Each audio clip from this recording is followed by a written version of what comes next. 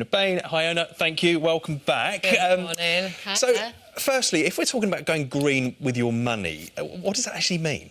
Well, obviously, we can all make greener choices as consumers. I mean, you know, Dr. Rupi's given us some brilliant ideas about how we can reduce our food waste, for instance. Yep. But we can also make more active choices with our finances, so we can change the way that we bank. We can, you know, invest our pension in more climate-friendly firms. And actually, those changes can be just as, if not more powerful in the long term. And I think there's this myth that all financial companies are the same. You know, what's the point in doing anything because they're all as bad as each other, and what difference can I make? But actually, not all banks are the same. Some are doing things a bit differently. And ultimately, you know, the financial industry is not going to buck its ideas up unless we give it that kick up the bum. So I think it's about putting your money where your mouth is. And ultimately, the message is we've all got more choices than we think. Yeah, and it's a simple change in a lot of ways, but how do we find out which banks are really ethical?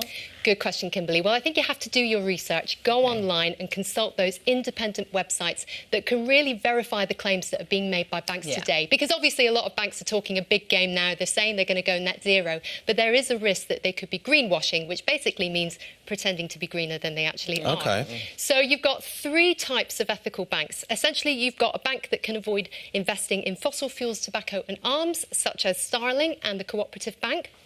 You've also got building societies like Nationwide.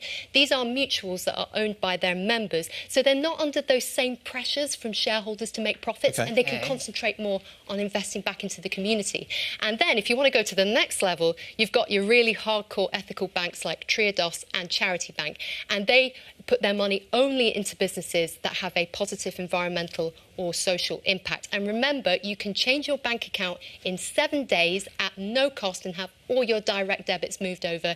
It's as easy as anything. I just feel like this is something that many of us have not even thought about, so this is so interesting. Yeah, absolutely. And is there an easy way to find out, then, about your bank? Yeah, absolutely. So two resources that I really trust are Ethical Consumer and Good With Money, because they're independent and they can really check out whether or not your bank is ethical or not. Absolutely. OK, so let's move on. Pensions. You can do a similar thing with them? Yeah, absolutely. So when we put our money into a pension fund, we may not be aware that that money is then being invested in businesses and infrastructure across the world, and that money can be worth collectively billions of pounds. Wow. So just think, if all that cash got shifted into firms that are helping to solve climate change, just think what difference that would make. Absolutely huge. In fact, pension experts reckon that if we move our money into climate-friendly funds, then actually that could make 21 times more of a difference than, say, giving up flying or going vegetarian. It's incredible, isn't it? Yeah, It really is. When you explain it like that. Yeah, it seems so simple and so worth doing, but again,